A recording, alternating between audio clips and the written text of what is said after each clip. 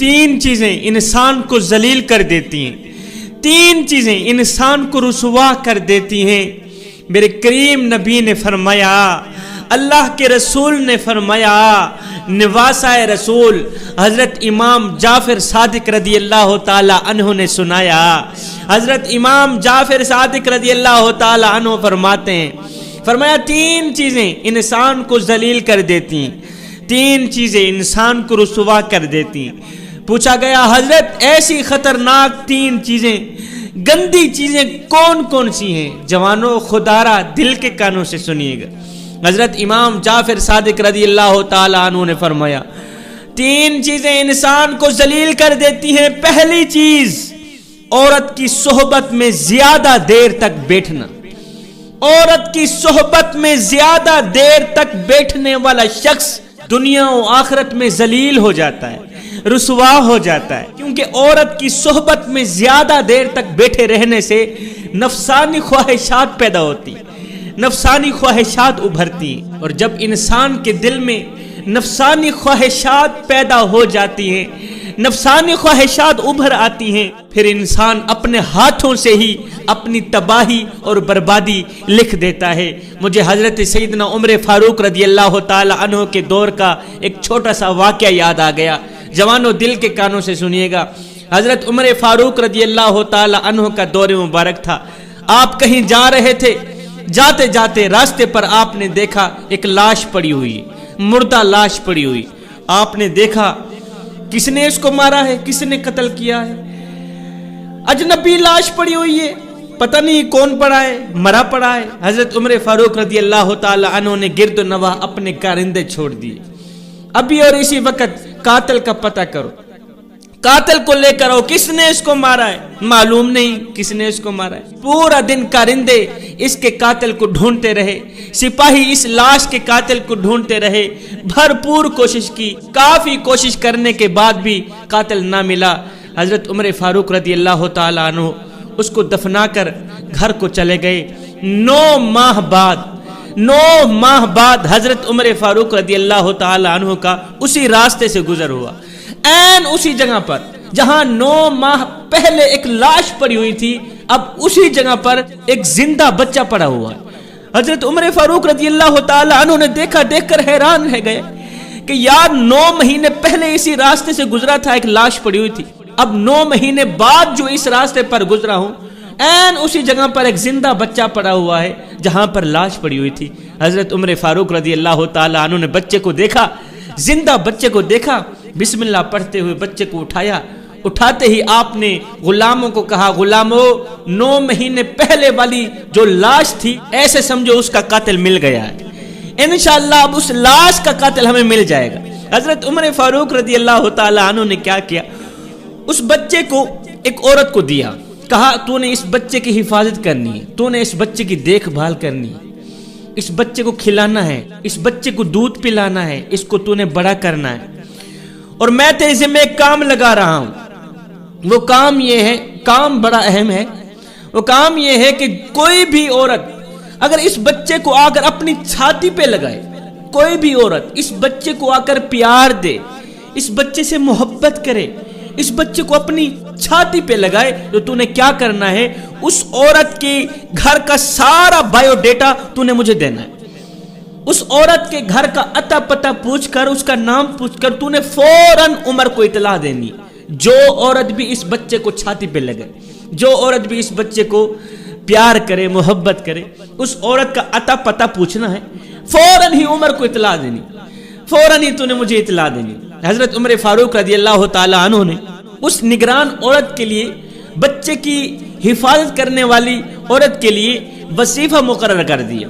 ہر مہینے اسے تنخواہ ملا کرتی تھی، ہر مہینے اسے بچے کی حفاظت کے لیے جو خرچہ آتا تھا وہ اسے ملا کرتا تھا۔ بچہ تھوڑا سا بڑا ہو گیا، جب تھوڑا سا بڑا ہوا، کسی کے گھر کی نوکرانی ملازمہ اس نگران عورت کے گھر آئی، آ کر کہنے لگی میری جو مالکن ہے نا، تیرا بچہ میری مالکن کو پسند آ گیا ہے، میری مالکن تیرے بچے سے پیار کر بیٹھی ہے، محبت کر بیٹھی ہے، لہٰذا وہ تیرے بچے کو مانگنا چاہتی ہے، بچہ تو ہمیں دے دے، بدلے میں جو مانگنا ہے مانگ، ملکانی تجھے دینے کو تیار ہے۔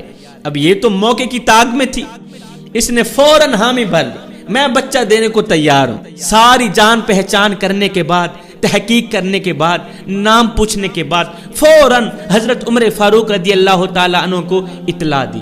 جیسے ہی حضرت عمر فاروق رضی اللہ تعالیٰ عنہ کو پتہ چلا، اطلاع ملی کہ بچے سے پیار کرنے والی عورت مل گئی ہے، بچے کو چھاتی پہ لگانے والی عورت مل گئی ہے، بچے سے محبت کرنے والی، بچے کو چاہنے والی عورت مل گئی ہے، تو حضرت عمر فاروق رضی اللہ تعالی عنہ نے ایک برہنہ تلوار اٹھائی، ننگی تلوار اٹھائی۔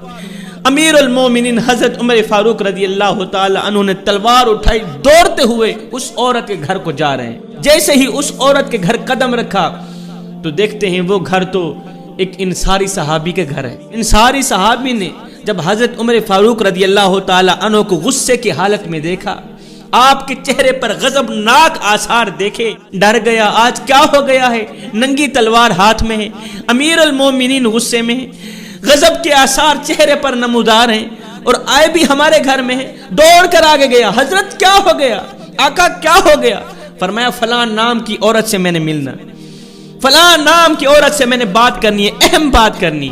اس نے کہا حضرت وہ تو میری بیٹی ہے، حکم کریں، کیا کہنا چاہتے ہیں؟ آپ اتنے جاہو جلال میں ہیں، غصے میں ہیں، آپ کے ہاتھ میں ننگی تلوار ہے، خیر تو ہے میری بیٹی نے کوئی جرم کیا ہے، میری بیٹی نے کوئی گناہ کیا ہے؟ حضرت عمر فاروق رضی اللہ تعالی عنہ نے فرمایا نہیں، میں نے تیری بیٹی سے ہی بات کرنی ہے۔ اس نے کہا حضرت تھوڑی دیر کے لیے ٹھہریں، میں گھر والوں کو بتا کے آتا ہوں۔ فوراً کمرے کے اندر گیا، امیر المومنین آئے ہیں، ادباً کھڑے ہو جاؤ، احتراماً کھڑے ہو جاؤ۔ سارے کھڑے ہو گئے، حضرت عمر فاروق رضی اللہ تعالی عنہ کمرے کے اندر داخل ہوئے۔ داخل ہوتے ہی آپ نے فرمایا سارے باہر نکل جائے، میں نے اکیلی بچی سے ہی بات کرنی، اکیلی بچی کھڑی ہے، دروازے بند، سارے باہر نکل گئے۔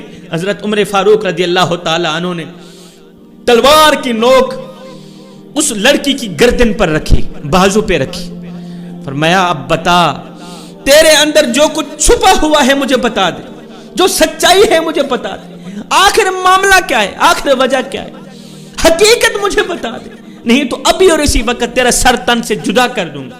جو تیرے اندر حقیقت چھپی ہوئی ہے نا، تیرے اندر جو راز چھپا ہوا ہے، عمر کو ابھی بتا دے۔ وہ جو لڑکی تھی وہ نیک تھی، متقی پرہیزگار تھی۔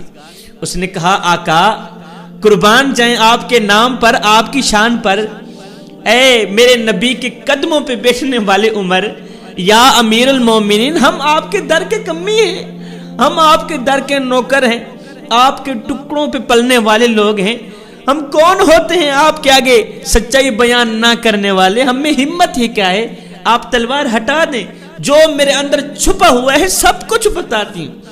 حضور آپ اتنی تکلیف کر کے یہاں تک پہنچے، مجھے اپنے پاس بلا لیتے، میں آپ کے پاس چل کے آ جاتی۔ حضرت عمر فاروق رضی اللہ تعالی عنہ نے اس کے بازو سے تلوار کی نوک ہٹا لی۔